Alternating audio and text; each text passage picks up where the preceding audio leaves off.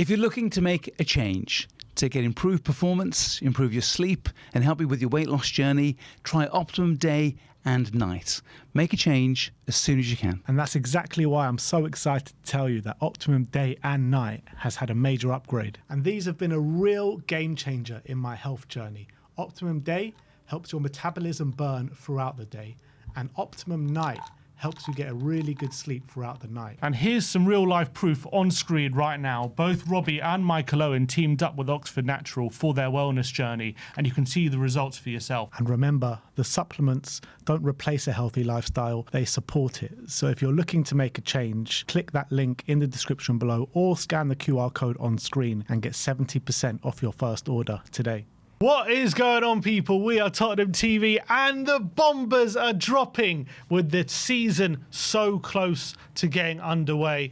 Starts on Saturday against Brentford. We're wondering, where are the attackers? Where are the signings? What is going on? Are we set to start the season with Tell, Mikey Moore, Richarlison in the forward line? Well, things might be changing. Things are hotting up. It seems as though Tottenham are getting a move on in this transfer window when it comes to these attacking signings. David Ornstein has just dropped a big bomber when it comes to our transfer business. He is saying Tottenham working on a double deal to sign Savinho and Omar Marmoush from Manchester City. Tottenham aiming to land both 22-year-old Brazilian winger and the 27-year-old Egyptian forward as key targets to strengthen their attack. Not done, but talks of Man City advancing as per The Athletic.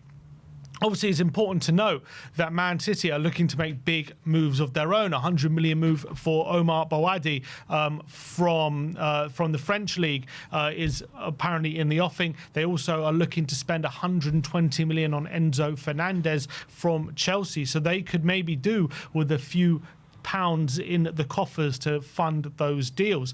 Now, when it comes to Savinho, obviously this has been a long, protracted transfer. Tottenham have been eyeing Savinho for a very, very long time. He's a player that can both play on the left wing and the right wing. We've spoken about him a number of times. He is one that's been clearly pushing for the move to Tottenham. He's been commenting on players and academy players, even Instagrams with certain comments, and he's currently not even training with the Man City first team with a hope to force through a move to Tottenham. But Omar Marmoush is one that has been tentative links. Tottenham have been known to really rate him and to like him, but there's not been really any serious interest. But it seems as though we are now pushing for this double deal. How much could it cost? Well, Savinho apparently is in the region of 70 to 80 million. I wonder how much Omar Marmoush could cost on top of that. You're probably looking at a similar price, given he's a bit older, but is probably also more proven.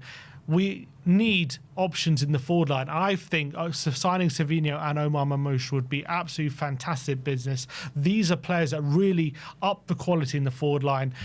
When it comes to Savinho, it adds options compared to Kudus. Obviously, Matisse Tell's had a really good pre-season, but he's obviously a winger that adds dribbling ability. He takes fullbacks on. He's a player that thrives on confidence. He's a brilliant crosser of the ball as well.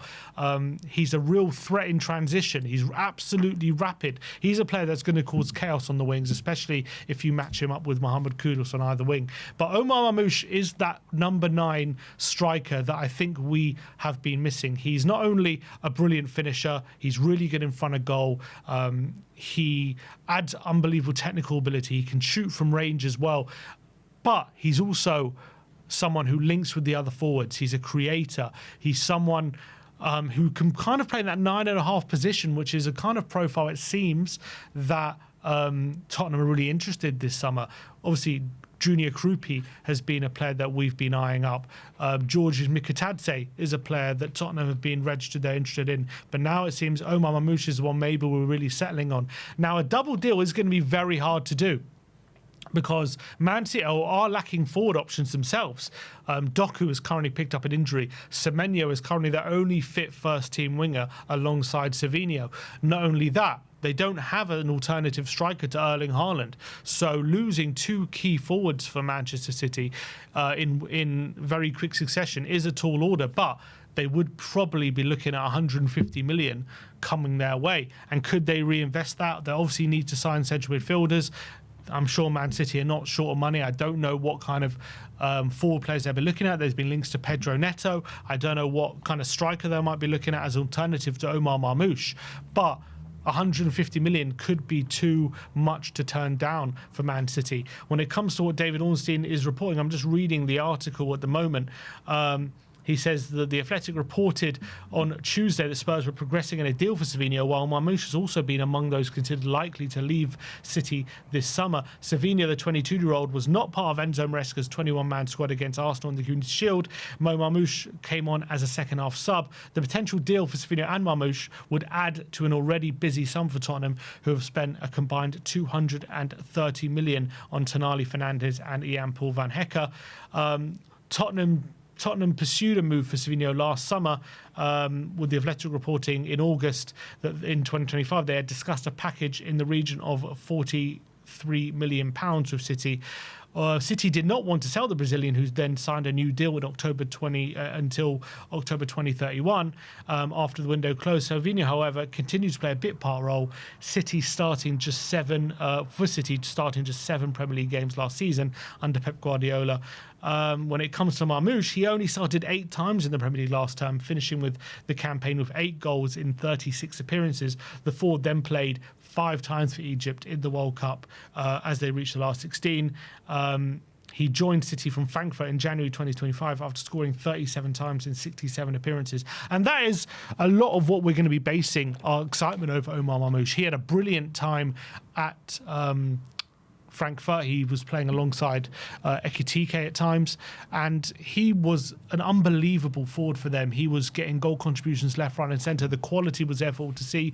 He's quick, he's really technical, he's a good dribbler, he's a brilliant finisher. I think he adds exactly what we're missing in that number 9 position. Now, it's probably going to mean that one of Solanke and Richarlison are going to have to make way. I think we've known that throughout the summer, that one of them's probably going to leave. I think Richarlison probably is the one most likely to be heading out the door. There's interest apparently from Everton, who reportedly made a bid for him. Dominic Solanke reports that he is going to be fit for the start of the season. And I think Solanke and Marmoush add brilliant options in the forward line. I think Solanke gives you that kind of physical forward who's really good at pressing, really good at hold-up play, aerial threat, and is kind of a player who you whip the ball in, can get on the end of things, and that he provides that kind of role. And then Marmoush is the kind of more technical forward, maybe against teams who leave more space, who leave space for him to operate in.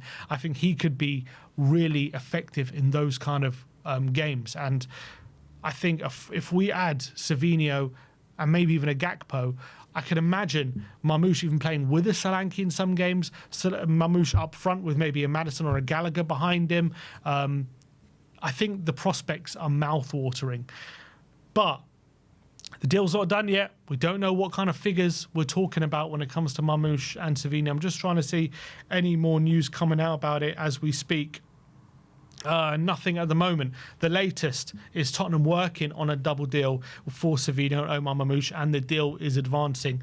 I think it's going to cause a lot of excitement within Tottenham circles. Tottenham fans are going to be overjoyed with these 2 signings. I think we're bringing 2 quality players to the club. If we can get these deals over the line, if we can get Gakpo over the line as well, I think that would be all of a sudden a real dream summer. Well, just quickly on Marmoush, I think he really brings those goal contributions everyone's looking for. And I know he hasn't really had a great time at City, but you've got to remember Erling Haaland's in front of him. It is very, very difficult for him to get into that City side with the quality they have. You know, you've got Cherki and Foden in front of him in the 10. He's got Haaland in front of him in the 9.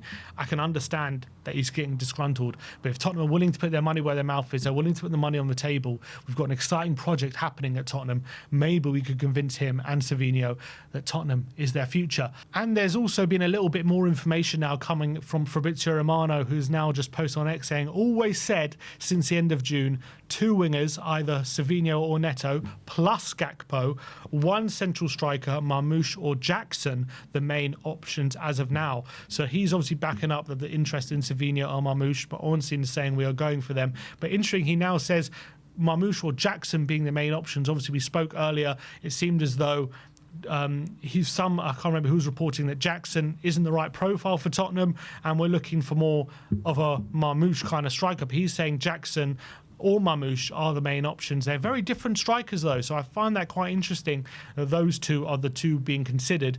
I think Jackson, obviously very physical, fast, causes chaos, but not as technical as Marmoush. Marmoush, very much better finisher, better.